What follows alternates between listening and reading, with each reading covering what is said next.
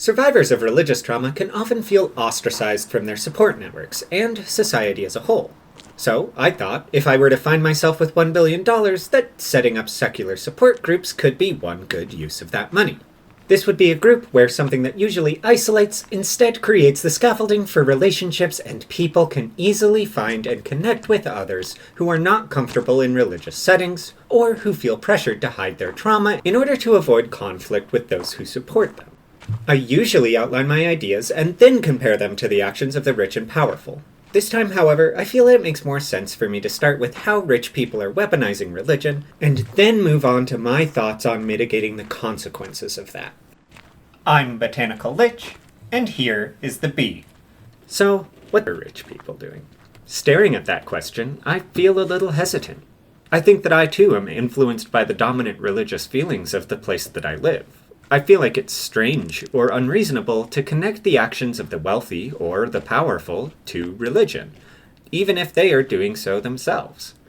I feel and sympathize with the argument of, they don't represent my religion. I must power on, though, because the premise of this video is that those who suffer from religious trauma feel pressured not to speak about it openly, and not continuing to speak would be bending to those same pressures.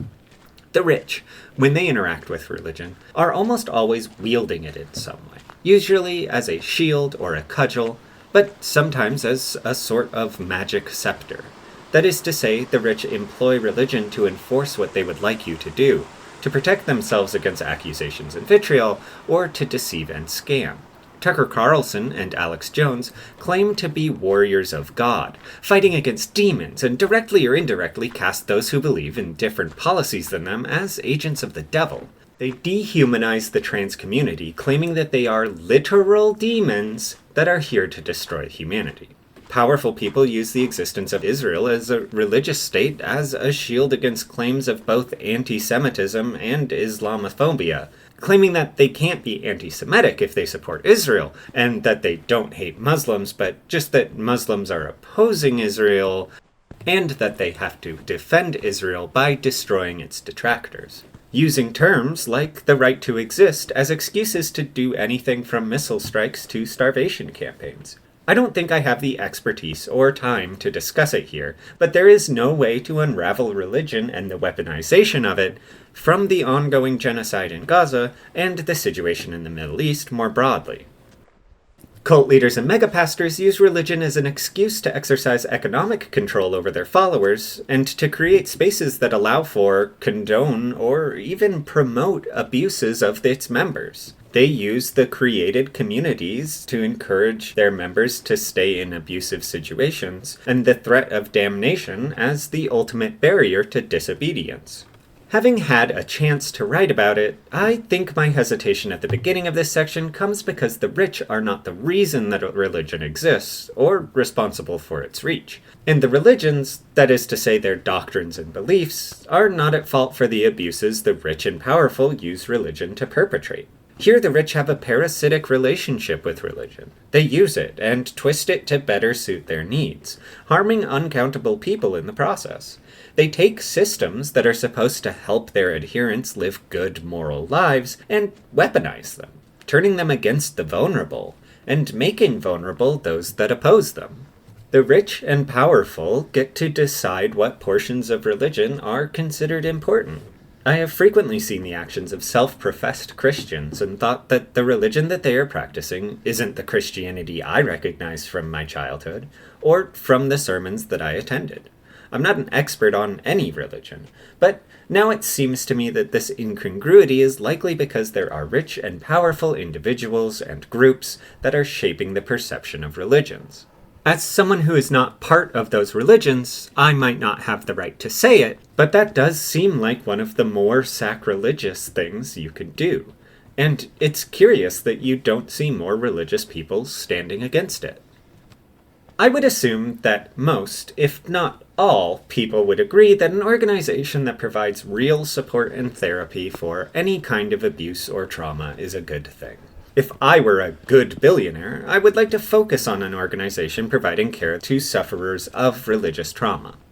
I believe it is something that many people have experienced in varying degrees, and yet something that frequently cannot be discussed openly. Usually, I describe my creative solutions to these problems, but there isn't much need for creativity here. We simply need to disentangle our feelings about our own faith from the experiences of others, or at the very least, provide safe spaces for those who've experienced religious trauma to unpack those experiences, without fear of judgment or ostracization. This is not a direct solution to the abuses that those who wield the power of religion commit, but rather a method to help people reclaim their right to express their own feelings of how a religion, or the pressures of a religious institution, have affected their lives. If individuals are more comfortable questioning the powers that direct public sentiment about religion, then that sentiment becomes less of a weapon, and less of a shield.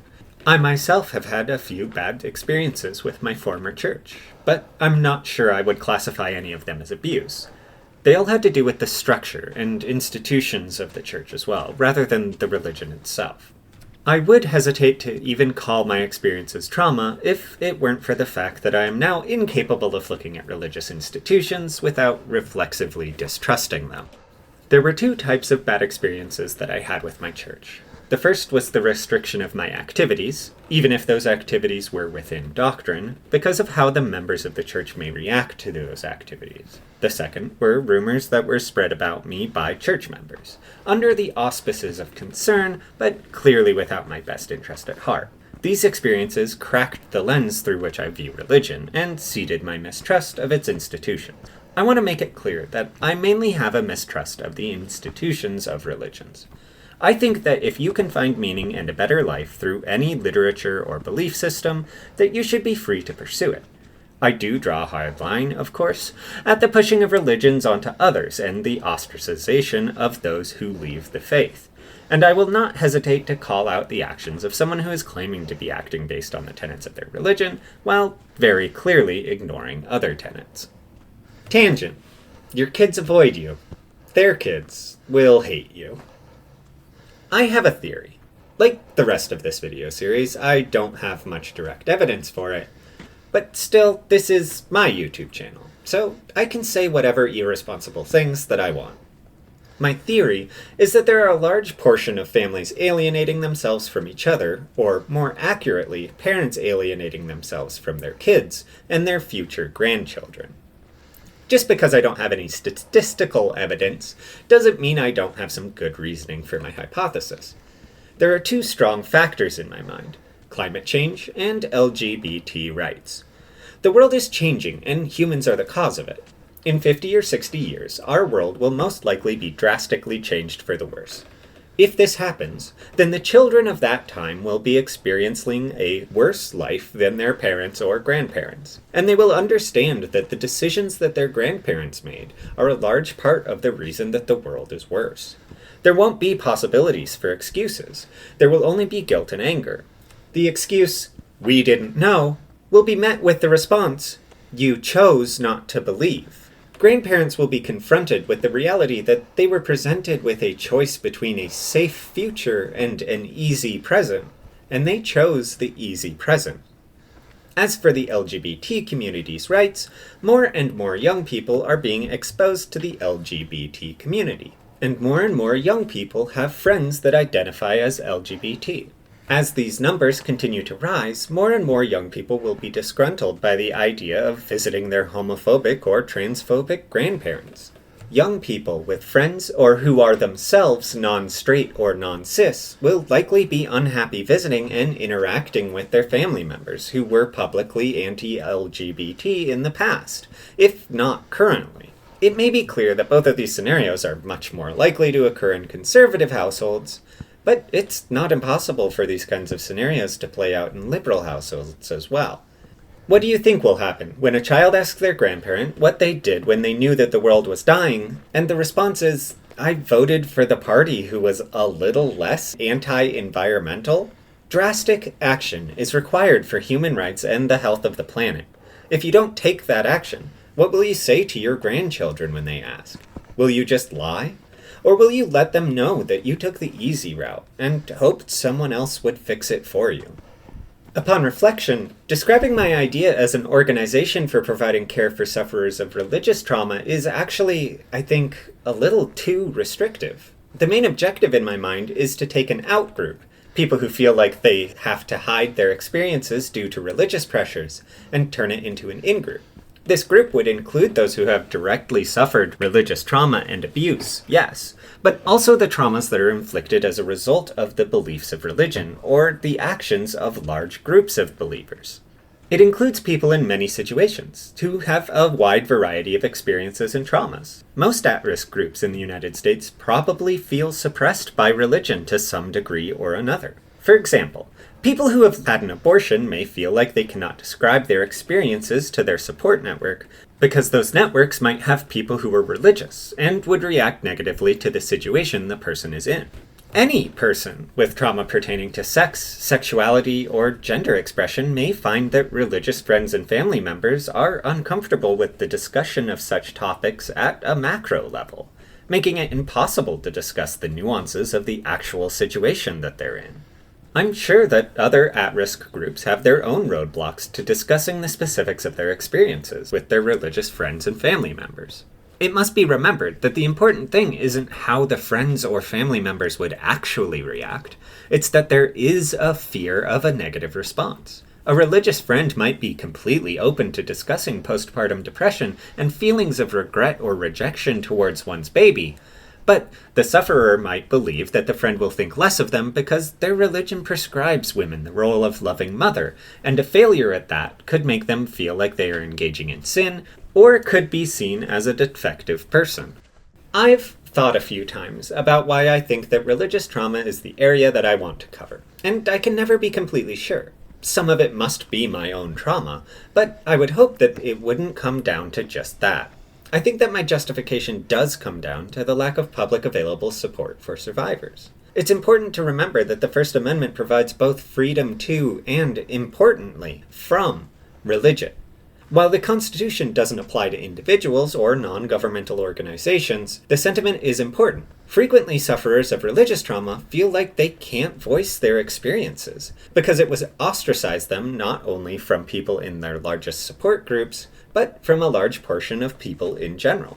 I hope that by creating a large public organization for sufferers of religious trauma, I can turn something that separates into something that connects people, and assure those currently suffering harm that there is somewhere else where they will be welcomed.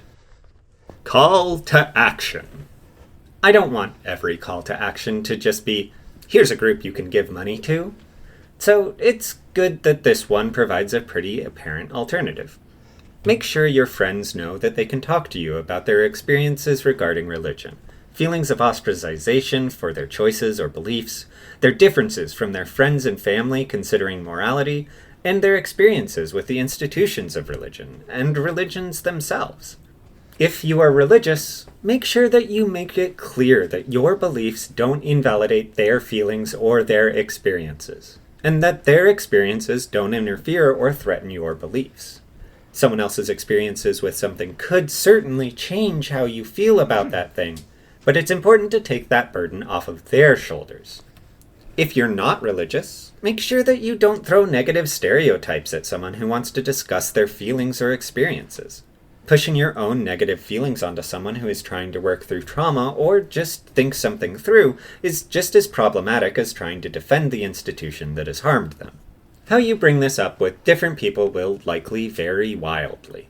And I'm sorry that I can't help with more specific examples, but I think that you are much more likely to know how to approach it with the people close to you than I am.